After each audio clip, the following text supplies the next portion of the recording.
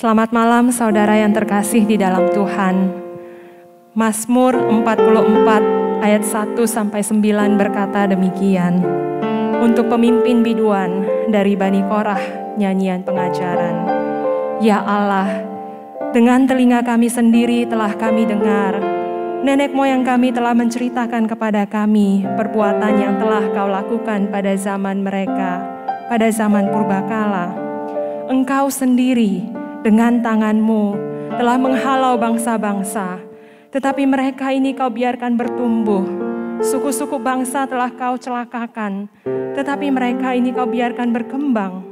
Sebab bukan dengan pedang mereka menduduki negeri, bukan lengan mereka yang memberikan mereka kemenangan, melainkan tangan kanan-Mu dan lengan-Mu dan cahaya wajah-Mu, sebab Engkau berkenan kepada mereka. Engkaulah Rajaku dan Allahku yang memerintahkan kemenangan bagi Yakub. Dengan Engkaulah kami menanduk para lawan kami. Dengan nama-Mulah kami menginjak-injak orang-orang yang bangkit menyerang kami.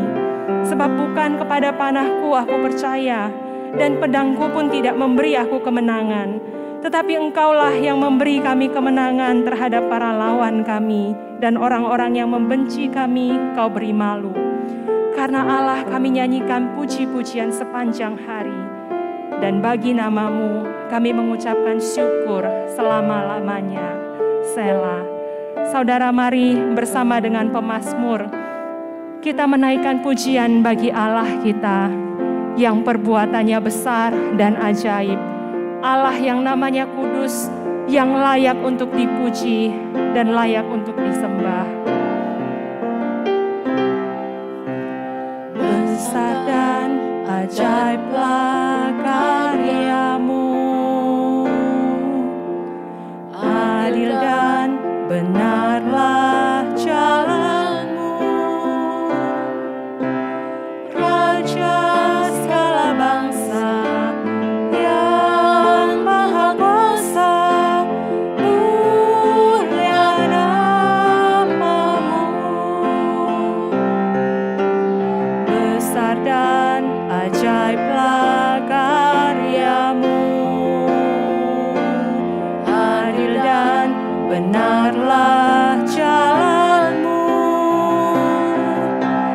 Raja segala bangsa yang maha kuasa, mulia nama-Mu. Layaklah segala bangsa sujud kepada-Mu,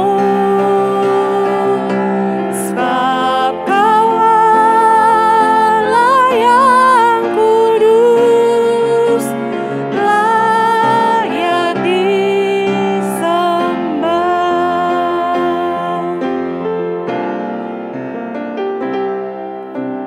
Besar dan ajaiblah karya-Mu, adil dan benarlah jalan-Mu, Raja segala bangsa yang maha kuasa, mulia nama-Mu. Layaklah segala bangsa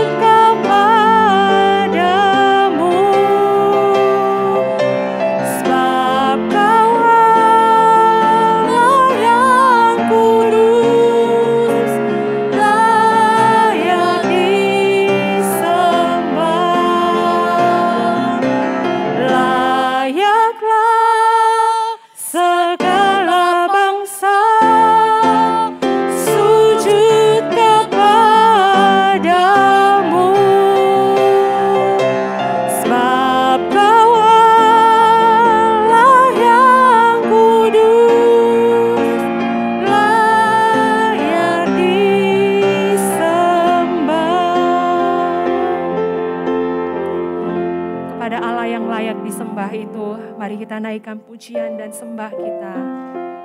Kami memuji kebesaran-Mu ya Tuhan. Kami memuji Engkau karena perbuatan-Mu yang besar dan ajaib di dalam hidup kami. Terlalu besar untuk kami ceritakan, terlalu besar melampaui pikiran kami dan hikmat kami. Kami memuji Engkau ya Tuhan. Kami mengucap syukur buat kasih setia, buat kebaikan Tuhan yang Tuhan nyatakan bagi setiap kami. Terima kasih Tuhan. Terpujilah Engkau dari dulu, sekarang, sampai selama-lamanya. Amin. Saudara, mari saat ini saya mengajak kita untuk kita menaikkan doa syafaat kita bagi para pemimpin. Baik itu para pemimpin bangsa, baik itu pemimpin negara, pemimpin kota tempat kita tinggal, maupun pemimpin spiritual.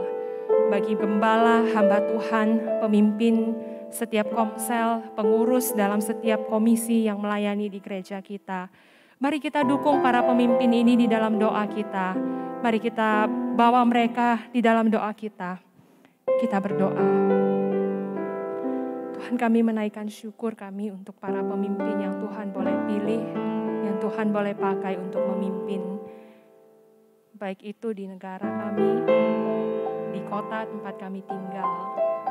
Kiranya Engkau yang terus mengaruniakan hikmat kepada mereka.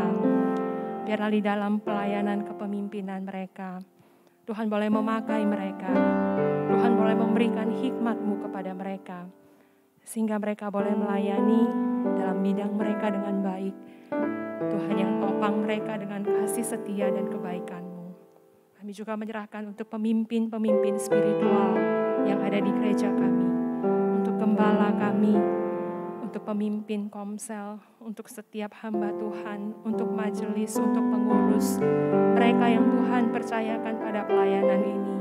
Biarlah Engkau juga mengaruniakan kasih-Mu, kebaikan-Mu, hikmat-Mu kepada mereka. Untuk mereka boleh tahu apa yang mereka harus kerjakan, apa yang Tuhan mau mereka kerjakan di dalam pelayanan mereka. Kami serahkan mereka ke dalam tangan Tuhan. Biarlah Engkau yang menopang dan memimpin mereka ya Tuhan. Kami naikkan syukur dalam nama Tuhan Yesus, Juru Selamat kami yang hidup. Amin. Saudara, minggu ini akan dilaksanakan peneguhan pengurus di masing-masing bidang dan sub-bidang. Mari kita mendukung teman-teman pengurus yang sudah menggumulkan untuk melayani, biarlah mereka boleh disiapkan hatinya. Saudara boleh melihat pada layar daftar nama-nama yang akan diteguhkan minggu ini. Sekalipun mungkin tidak semua nama ini saudara kenal, tapi biarlah kita boleh mendukung mereka di dalam doa kita. Mari kita mendoakan mereka dengan sambil buka mata juga tidak apa-apa. Saudara boleh melihat nama-nama ini dan mendoakan nama ini satu persatu. Mari kita bawa mereka di dalam doa kita.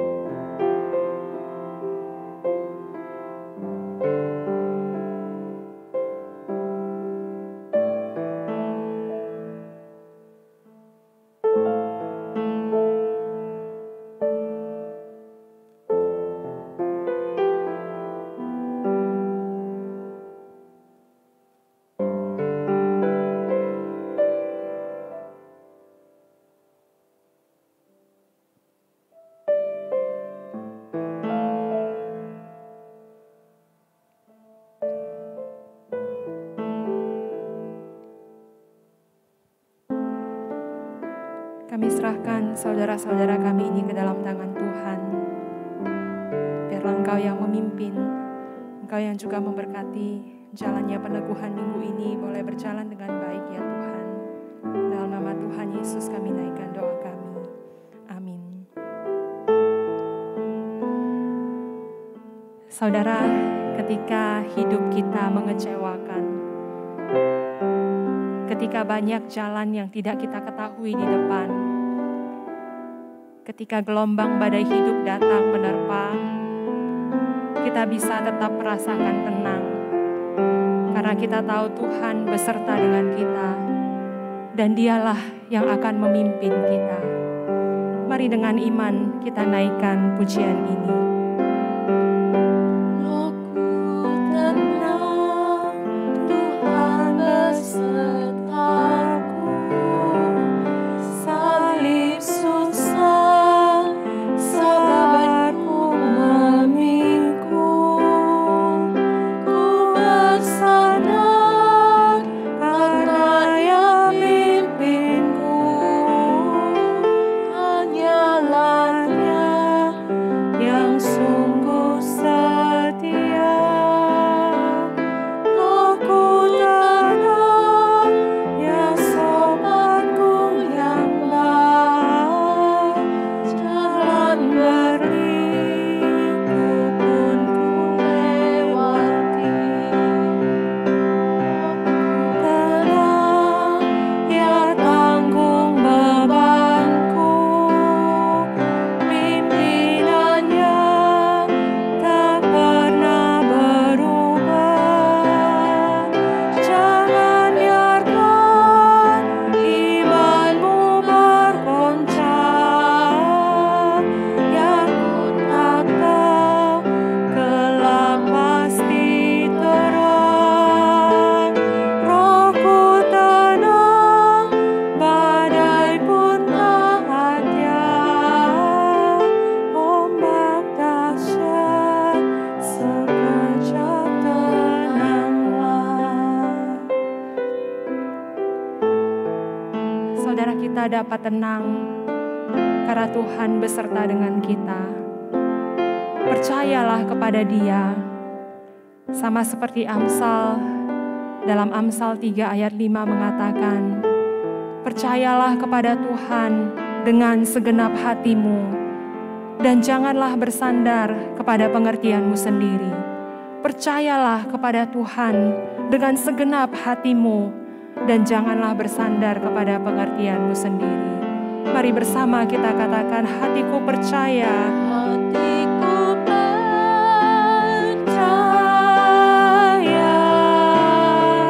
hatiku percaya, hatiku percaya, selalu ku percaya.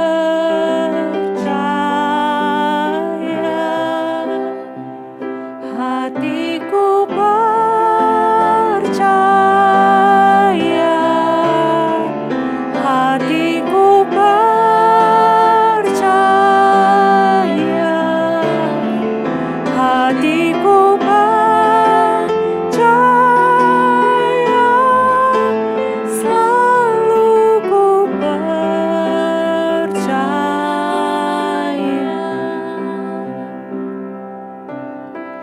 Mari saat ini kita datang ke hadapan Tuhan dan kita naikkan doa kita bagi setiap jemaat yang mungkin saat ini sedang berada dalam pergumulan yang membuat mereka ragu akan kasih setia Tuhan. Bagi setiap jemaat yang sedang mengalami kerohanian yang mundur, kita berdoa Tuhan yang boleh menopang dan memimpin mereka dalam kerohanian mereka.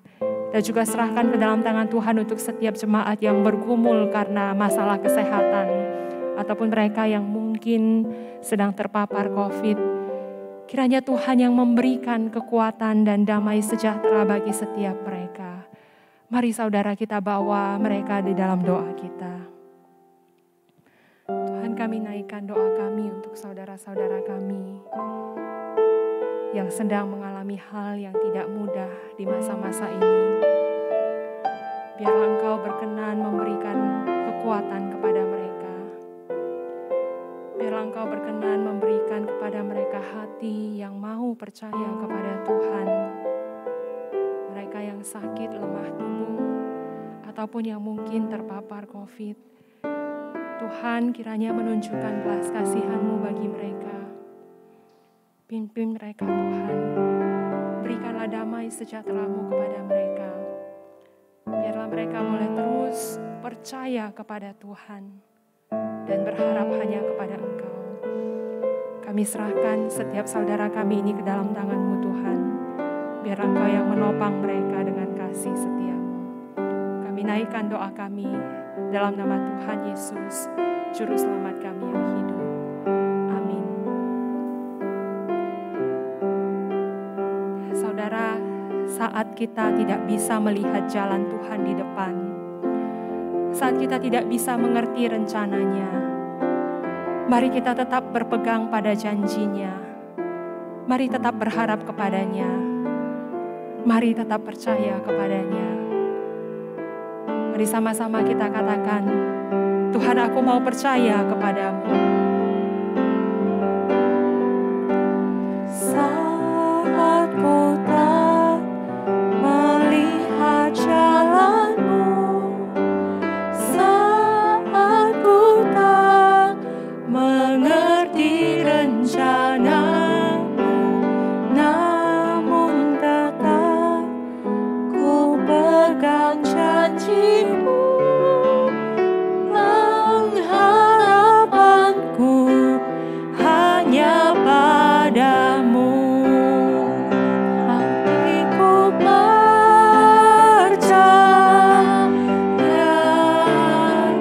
hatiku percaya,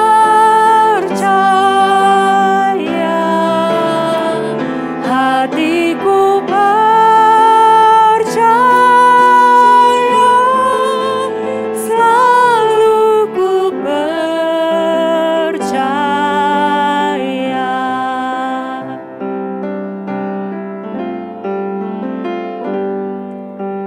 Saat ku tak melihat jalan-Mu, saat ku tak mengerti rencana-Mu, namun tetap ku pegang janji-Mu. Pengharapanku hanya padamu. Hatiku percaya,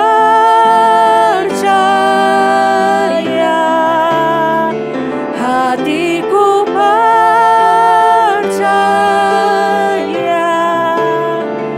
hatiku percaya, selalu ku percaya.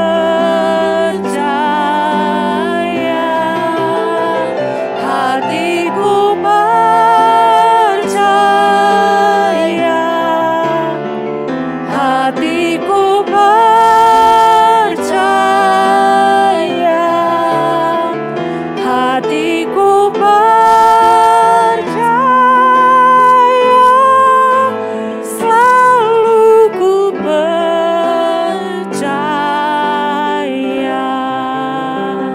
Hatiku percaya,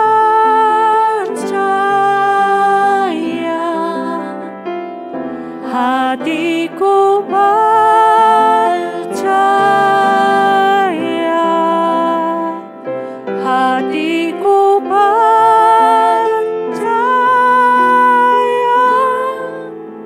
selalu ku percaya.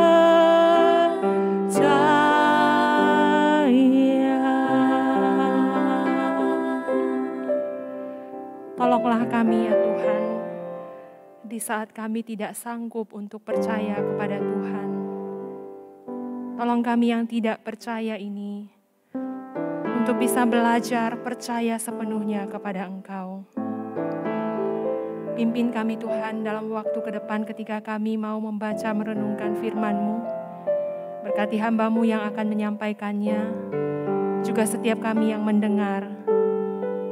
Biarlah firman-Mu boleh berbicara secara pribadi kepada setiap kami, sesuai dengan pergumulan kami masing-masing.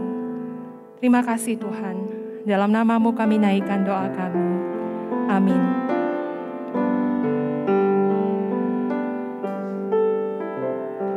Selamat malam sekali lagi saudara-saudara.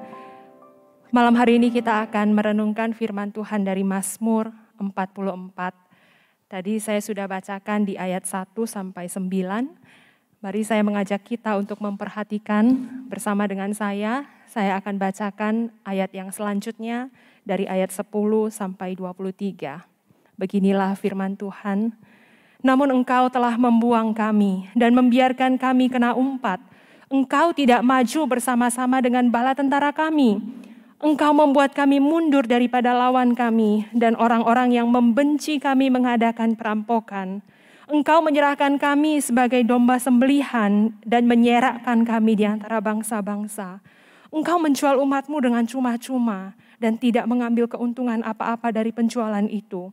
Engkau membuat kami menjadi celah bagi tetangga-tetangga kami, menjadi olok-olok dan cemooh bagi orang-orang sekeliling kami. Engkau membuat kami menjadi sindiran di antara bangsa-bangsa, menyebabkan suku-suku bangsa menggeleng-geleng kepala. Sepanjang hari aku dihadapkan dengan nodaku dan malu menyelimuti mukaku. Karena kata-kata orang yang mencela dan menista di hadapan musuh dan pendendam. Semuanya ini telah menimpa kami, tetapi kami tidak melupakan Engkau dan tidak mengkhianati perjanjian-Mu. Hati kami tidak membangkang dan langkah kami tidak menyimpang dari jalan-Mu.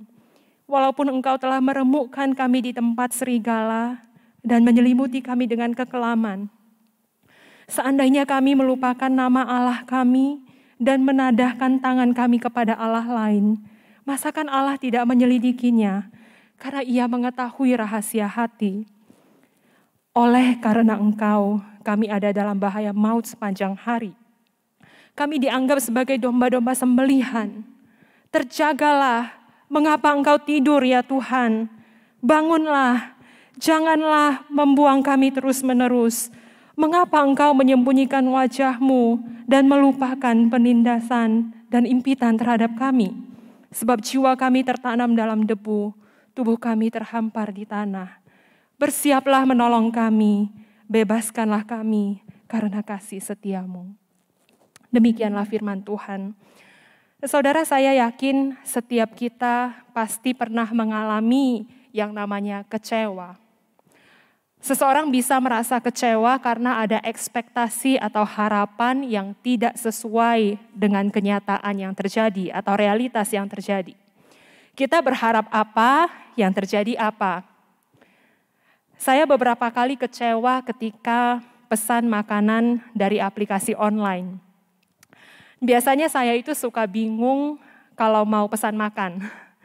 Saya suka bingung mau makan apa ya, gitu ya. Karena saya nggak tahu, bingung mau makan apa, lalu kemudian saya menjelajah di aplikasi online makanan itu.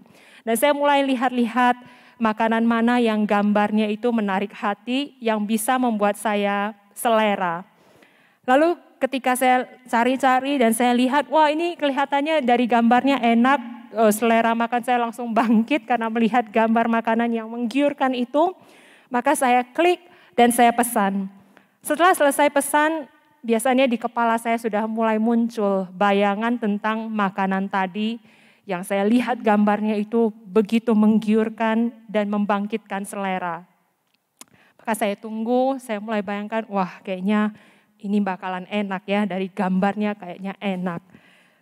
Nah, tapi kemudian setelah tiba dan saya buka bungkusannya, saya lihat makanannya, kok yang datang seperti ini ya? Kok tidak sesuai dengan gambar? Kok ini kecil banget ya porsinya? Di gambar tadi ada lauk ini, tetapi yang datang kok tidak ada. Terus saya mulai pikir apa abangnya itu salah pesannya, saya lihat di struk, sama kok dengan yang saya pesan di aplikasi, sudah benar, sudah sesuai dengan aplikasi. Maka kecewalah saya, karena ekspektasi saya sudah tinggi, harapan saya sudah tinggi, tetapi kenyataannya ada di sini, lebih rendah daripada harapan saya. Dan waktu saya makan, ternyata rasanya tidak seperti yang saya bayangkan, maka saya kecewa lagi.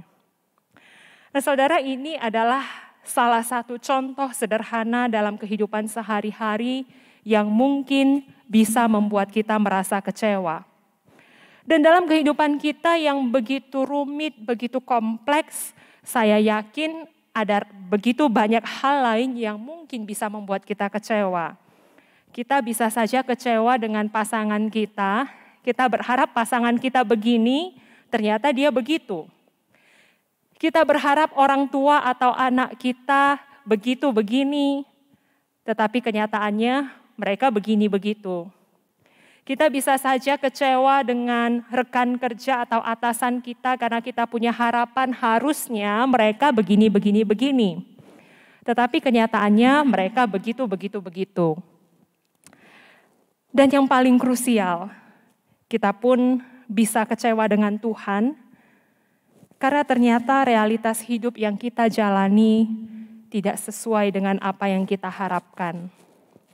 Kita berharap harusnya hidup kita baik-baik saja karena kita sudah jadi orang Kristen yang baik. Tapi nyatanya hidup ini penuh dengan pergumulan. Kita mungkin berharap hidup kita lancar, diberkati dengan banyak hal, karena kita sudah rajin ke gereja, rajin ibadah online, rajin saat teduh, rajin baca Alkitab, rajin berdoa. Tapi kenyataannya ada hal yang terjadi dalam hidup ini yang membuat kita kecewa. Nah, saudara, ketika hidup ini mengecewakan, apa yang harus kita lakukan? Kita harus bagaimana? Mari kita renungkan dan temukan jawaban atas pertanyaan ini lewat Mazmur 44. Di dalam Mazmur 44 ini, pemazmur juga mengalami sebuah kekecewaan dalam kehidupan bangsanya secara keseluruhan. Pemazmur itu punya harapan, punya ekspektasi terhadap Tuhan. Yang dia tahu dan dia dengar adalah Tuhan yang disembah oleh bangsa mereka itu merupakan Tuhan yang membawa kemenangan bagi mereka. Kita bisa melihat hal ini di ayat 1 sampai 9. Dia mendengar cerita tentang Tuhan dari nenek moyangnya. Bagaimana Tuhan itu memimpin bangsanya mendapatkan kemenangan demi kemenangan terhadap musuh mereka. Tuhan itu adalah Raja dan Allah yang berkenan kepada Israel dan dengan lengannya dia menghalau musuh-musuh mereka. Maka atas segala perbuatan Tuhan di masa lalu itu dia menyampaikan pujian, ucapan syukur kepada Tuhan. Dan ini adalah sebuah fakta, sebuah realitas di masa lalu yang diingat oleh pemazmur bahwa Tuhan itu memberikan kemenangan. Maka dia punya ekspektasi, dia punya harapan bahwa Tuhan juga harusnya memberikan kemenangan itu kepada bangsa kami di masa sekarang. Tapi kenyataan hidup yang dialami oleh bangsanya di masa sekarang itu berbeda dari fakta yang diungkapkan di ayat 1 sampai 9 tadi. Baru saja di ayat 9 dia katakan mereka memuji, mereka mengucap syukur kepada Tuhan. Tapi di ayat 10 dia katakan namun engkau telah membuang kami. Engkau membiarkan kami kena umpat. Engkau tidak maju bersama-sama dengan bala tentara kami. Engkau membuat kami mundur daripada lawan kami. Engkau menyerahkan kami sebagai domba sembelihan. Engkau menjual umatmu dengan cuma-cuma. Engkau membuat kami menjadi celah. Engkau membuat kami menjadi sindiran di antara bangsa-bangsa. Wah saudara, banyak sekali hal yang mereka alami itu yang tidak sesuai dengan ekspektasi mereka. Kata nenek moyang kita, Tuhan itu beserta dengan kita. Tuhan itu maju berperang untuk kita. Tuhan itu melawan musuh kita. Tetapi sekarang kenapa kok Tuhan malah menyerahkan kita kepada musuh-musuh kita? Kenapa sekarang Tuhan menyebabkan kita mengalami kekalahan? Maka pemazmur ini mulai berpikir lagi. Jangan-jangan kesalahan ini, kekalahan yang kami alami ini terjadi karena bangsa kami telah berdosa terhadap Tuhan. Namun ketika dia introspeksi diri lagi, ketika dia memeriksa dirinya lagi, dia menemukan bahwa tidak ada dosa yang diperbuat oleh bangsanya itu. Maka dia katakan di ayat 18 sampai 23, kami tidak melupakan engkau, kami tidak mengkhianati perjanjianmu, hati kami tidak membangkang, langkah kami tidak menyimpang dari jalanmu, dan Bahkan seandainya kami telah melupakan Allah kami dan berpaling kepada Allah lain, masa sih Allah itu tidak tahu hati kami? Kami tidak berdosa terhadap Tuhan, tetapi kenapa kami ada dalam bahaya maut sepanjang hari? Mengapa kami dianggap sebagai domba-domba sembelihan? Saudara, Ini kondisi yang dialami oleh bangsa Israel, yang dia tuangkan di dalam Mazmur yang mewakili kondisi bangsanya. Dan kondisi ini sungguh membingungkan. Ada gap antara apa yang mereka tahu selama ini tentang Tuhan dengan kenyataan yang terjadi, yang mereka hadapi saat ini. Mereka tahu Tuhan itu Raja yang memberikan kemenangan. Tapi sekarang mereka mengalami kekalahan. Yang dia tahu kekalahan itu bisa terjadi karena mereka berbuat dosa. Tapi kenyataannya mereka tidak berbuat dosa, namun mereka mengalami kekalahan. Sungguh membingungkan, sungguh membingungkan. Maka sekarang pertanyaannya adalah kenapa? Kenapa Tuhan membiarkan bangsa Israel ini mengalami kekalahan dan kekecewaan? Ya dong, antara yang mereka tahu dengan yang terjadi tidak sesuai. Mereka bingung. Maka sekarang satu-satunya pertanyaan yang mereka ajukan adalah kenapa? Kenapa semua ini bisa terjadi? Dan saya yakin saudara juga mungkin menanyakan hal ini dalam hati, bukan? Saudara juga mungkin penasaran, kalau begitu kenapa? Saudara, jangankan di dalam Mazmur ini, dalam hidup kita saja ada begitu banyak kebingungan, ada begitu banyak kekecewaan yang membuat kita mengajukan pertanyaan mengapa kepada Tuhan, bukan? Mengapa saya kehilangan pekerjaan? Mengapa orang yang saya kasihi itu sakit? Mengapa saya bisa kehilangan orang yang saya kasihi itu? Mengapa saya bisa kehilangan kesehatan saya? Kenapa? Kenapa Tuhan mengizinkan semuanya ini terjadi? Apakah ada dosa yang saya perbuat? Saudara, tapi seringkali ketika kita ajukan pertanyaan itu, Tuhan diam, Dia tidak menjawab. Di dalam Mazmur ini juga kita tidak menemukan jawabannya. Tuhan juga tidak menjawab pemazmur. Itu sebabnya pemazmur ini berkata, terjagalah. Mengapa engkau tidur ya Tuhan? Bangunlah, janganlah membuang kami terus-menerus. Mengapa engkau menyembunyikan wajahmu dan melupakan penindasan dan impitan terhadap kami? Saudara, dalam hidup kita juga seringkali Tuhan tidak memberikan jawabannya. Dan ketika Tuhan tidak memberikan jawaban atas pertanyaan-pertanyaan itu, kita mulai menggunakan pengertian kita sendiri untuk menerka-nerka jawabannya. Tanpa sadar, kita sedang mencoba untuk menandingi hikmat Tuhan. Dan hal ini terjadi dalam kitab Ayub. Kitab Ayub itu sebenarnya bicara tentang hikmat Allah yang sedang dipertanyakan. Ayub itu seorang yang saleh, seorang yang tidak berbuat dosa, tapi dia mengalami sebuah kemalangan yang dahsyat. Kekayaannya lenyap dalam sekejap mata. Anak-anaknya meninggal, dia mengalami penyakit kulit, ada borok di sekujur tubuhnya. Istrinya pergi meninggalkan dia. Dan melihat kondisi hidup Ayub yang tidak sesuai dengan ekspektasi itu, maka kesimpulan yang paling mudah yang diambil oleh teman-temannya adalah pasti Ayub sudah melakukan dosa di hadapan Tuhan, makanya Tuhan menghukum dia sampai sedemikian. Tapi dalam kitab ini dikatakan Ayub membela dirinya. Dia katakan dia bersih, dia tidak melakukan dosa di hadapan Tuhan. Nah, kalau begitu kenapa dia mengalami semua kemalangan itu? Apa maksud Tuhan? Nah, saudara, hikmat Allah sedang dipertentangkan. Ayub di dalam kebingungannya menanyakan Tuhan, kalau begitu terus kenapa Tuhan? Tapi Tuhan tidak memberikan jawaban atas pertanyaan mengapa dari Ayub itu.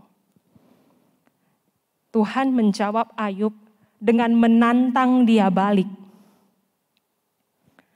Dan sebagai Tuhan, dia menunjukkan hikmatnya yang besar. Tuhan itu bilang ke Ayub, waktu aku menciptakan dunia ini engkau ada di mana Ayub? Waktu aku membuat bintang-bintang, siapa yang menetapkan ukurannya? Engkau tahu siapa yang memberikan tenaga kepada kuda? Dan masih banyak lagi pertanyaan tantangan sejenis yang Tuhan sampaikan kepada Ayub. Saudara bisa lihat ini di Ayub dari pasal 38 sampai 39.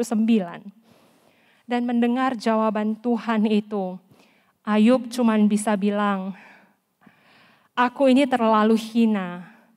Aku ini tidak bisa memberi jawab apa-apa kepada Tuhan. Dikatakan Ayub cuman bisa menutup mulutnya. Dan Tuhan sambung lagi sesi kedua menantang Ayub dengan pertanyaan sejenis dari pasal 40 sampai 42. Dan kali ini Ayub menyerah. Dia bilang ke Tuhan seperti ini. Aku tahu bahwa engkau sanggup melakukan segala sesuatu dan tidak ada rencanamu yang gagal. Firman-Mu, siapakah dia yang menyelubungi keputusan tanpa pengetahuan? Itulah sebabnya tanpa pengertian aku telah bercerita tentang hal-hal yang sangat ajaib bagiku dan yang tidak ku ketahui. Hanya dari kata orang saja aku mendengar tentang engkau. Tetapi sekarang mataku sendiri memandang engkau. Saudara, sampai akhir, Ayub itu tidak pernah tahu kenapa Tuhan mengizinkan dia mengalami semua itu. Tetapi di dalam pergumulan itu dia berjumpa dengan Allah yang memiliki hikmat jauh melampaui hikmat manusia. Dia menempatkan Tuhan dan dirinya pada posisi yang seharusnya. Kalau memang dia adalah Tuhan, dia tahu apa yang dia perbuat. Sekalipun Ayub tidak mengerti maksud dan rencananya. Namun justru yang paling penting adalah lewat pergumulan itu, matanya sekarang memandang kepada Tuhan. Dia mengenal Tuhan jauh lebih dalam. Saudara, ketika hidup kita mengecewakan, seringkali kita ingin tanya ke Tuhan, apa sih maksud Tuhan? Kenapa sih Tuhan? Kita pengen tahu apa yang ada di dalam pikiran Allah. Kita pengen tahu apa yang sedang Dia rencanakan. Karena kita melihat tujuan itu hanya dari hasil akhir. Oswald Chambers dalam sebuah buku renungannya berkata seperti ini. Pada waktu kita mengalami sebuah pergumulan hidup, kita cenderung berpikir bahwa Allah itu sedang menuntun kita pada sebuah akhir tertentu. Tapi sebenarnya tidak. Nah, waktu kita mengalami pergumulan hidup, kita cenderung berpikir bahwa Allah itu sedang menuntun kita pada sebuah akhir tertentu. Padahal sebenarnya tidak. Sebab tujuan Allah adalah supaya kita bisa bergantung kepadanya dan kepada kuasanya saat ini. Jika kita itu bisa tetap tenang, tetap setia, dan tidak tergoncang ketika kita menghadapi pergumulan hidup, maka pada saat itulah tujuan Allah bagi kita sedang terlaksana. Tujuan Allah bagi kita adalah proses itu sendiri. Tujuan Allah bagi kita adalah proses ketika kita mengalami pergumulan itu, supaya kita bisa semakin bergantung, semakin berharap pada kuasanya saat ini. Saudara, jika kita menyadari bahwa berbagai kekecewaan hidup ini adalah sebuah proses bagi kita untuk bisa semakin bergantung dan untuk bisa semakin mengenal Allah, maka saya kira kita tidak akan lagi tertarik untuk menanyakan kenapa, apa maksud Tuhan setelah ini. Atau kita tidak akan lagi sibuk menyalahkan diri sendiri, mencari-cari dosa apa yang sudah saya perbuat. Jangan salah paham saudara, saya tidak mengatakan bahwa dosa itu tidak berbahaya atau saya tidak sedang mendukung kita untuk mencari pembenaran diri.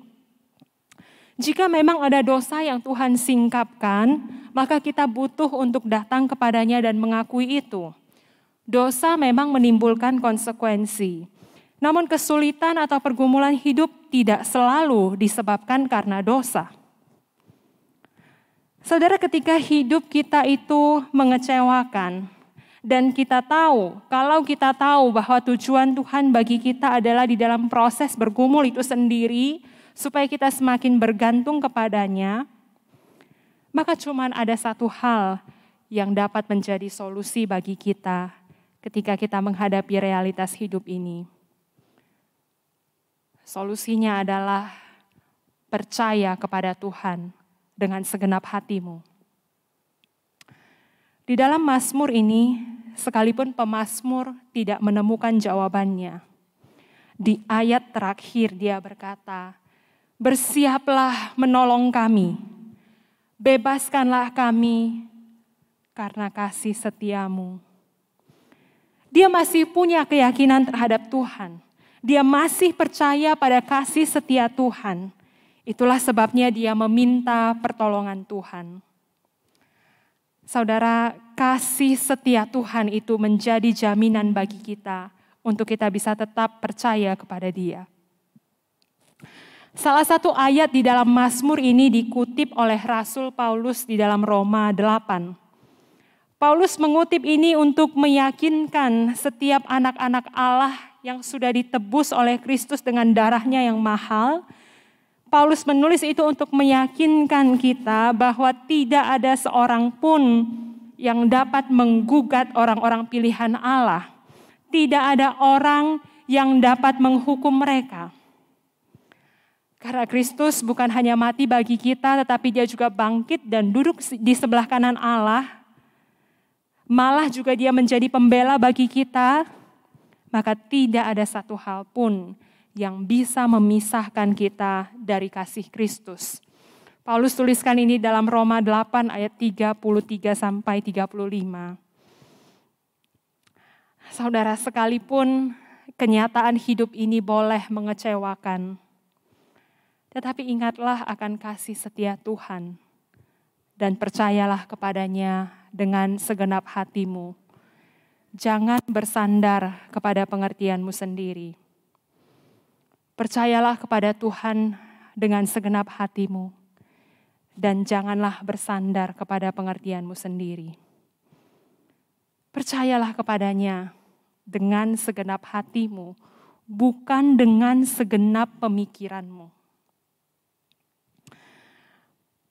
Saudara, suatu pagi dalam sebuah saat teduh pribadi, Tuhan seolah-olah membukakan kepada saya tentang keraguan saya kepadanya mengenai satu pergumulan yang sudah cukup lama saya hadapi. Saking lamanya pergumulan itu tidak juga selesai, maka tanpa saya sadari ternyata sebenarnya saya sudah kehilangan kepercayaan kepada Tuhan untuk satu pergumulan ini. Jauh di dalam lubuk hati saya sepertinya saya sudah kehilangan harapan bahwa Tuhan sepertinya tidak sanggup menolong untuk menyelesaikan pergumulan ini. Dan kalaupun misalnya Tuhan sanggup, kayaknya Dia tidak mau. Pagi itu Tuhan seperti membukakan kepada saya tentang hal ini, dan saya datang minta ampun kepada Dia untuk ketidakpercayaan saya akan hal itu. Dan saya memohon Dia untuk menolong saya supaya saya bisa percaya kepada Dia. Selesai saat teduh, sebenarnya masih ada banyak ketidakmengertian di dalam diri saya. Sebenarnya saya masih bingung. Saya masih tidak tahu bagaimana caranya itu untuk bisa percaya kepada Tuhan. Sementara bagi saya, menurut pemikiran saya sendiri, pergumulan ini kayaknya tidak masuk akal untuk diselesaikan. Tapi Tuhan sangat baik. Sore hari Tuhan menjawab kebingungan saya ini. Lewat sebuah Bible study yang saya ikuti bersama dengan satu kelompok Bible study. Dan sore itu kebetulan ayat yang dibahas adalah Amsal 3 ayat 5-6. Percayalah kepada Tuhan dengan segenap hatimu, dan janganlah bersandar kepada pengertianmu sendiri. Akuilah dalam segala lakumu, maka Dia akan meluruskan jalanmu. Waktu kami membahas ayat ini, saya merasa Tuhan memberitahu kepada saya tentang problem saya. Kenapa saya tidak bisa percaya kepadanya? Karena selama ini saya bersandar kepada pengertian saya sendiri. Itu problemnya. Saya tidak akan pernah bisa percaya kepada Tuhan dengan segenap hatiku kalau saya mengandalkan pikiran saya sendiri. Saya tidak akan bisa percaya kepada Tuhan dengan segenap hatiku kalau saya mencoba menganalisa pergumulan saya mencoba menilainya dari pikiran-pikiran saya sendiri yang sangat-sangat jauh, sangat dangkal dibanding dengan hikmat Allah. Saya tidak akan bisa percaya kepada Tuhan dengan segenap hati saya kalau yang saya gunakan hanyalah pikiran dan hikmat pengertian saya sendiri untuk menilai problem itu. Tapi saya bisa percaya kepada Tuhan dengan segenap hatiku. Waktu saya menyerahkan diri di hadapannya dan melepaskan keangkuhan saya bahwa saya bisa memegang kendali atas hidup saya.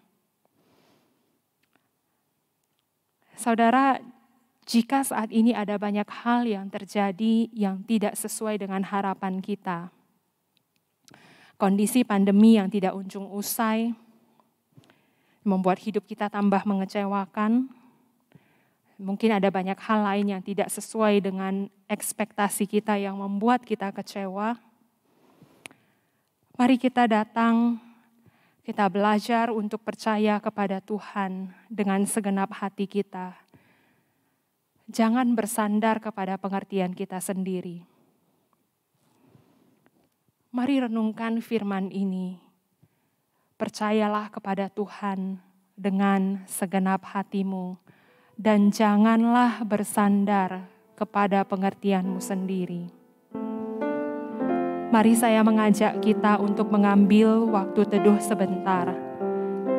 Sambil kita mengulang dan mencerna kembali secara perlahan-lahan ayat ini. Percayalah kepada Tuhan dengan segenap hatimu dan janganlah bersandar kepada pengertianmu sendiri. Mari ambil waktu untuk mencerna dan merenungkan ayat ini. Apa yang Tuhan mau sampaikan secara spesifik kepada saudara sesuai dengan pergumulanmu saat ini. Apa yang Tuhan mau sampaikan kepada saudara melalui ayat ini. Mari datang kepada Tuhan dan mintalah Dia sendiri yang menunjukkannya kepada saudara.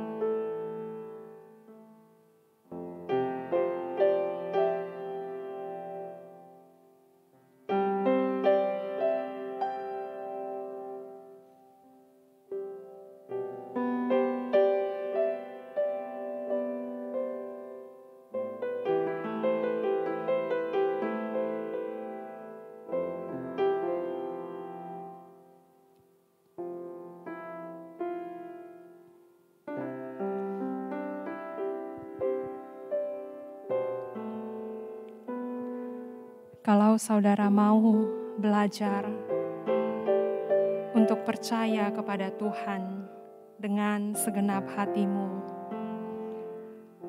mari bersama-sama dengan saya kita sampaikan kepada Tuhan lewat lagu "Hatiku Percaya Tuhan, Hatiku Percaya".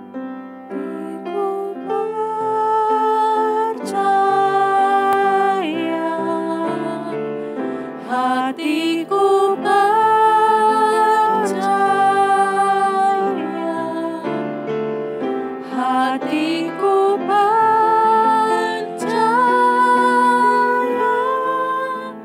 selalu ku percaya.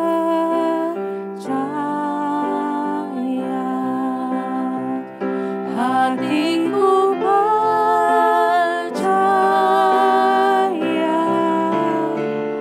hatiku percaya,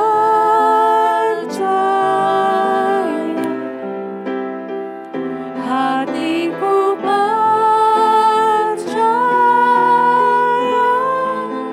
selalu ku percaya.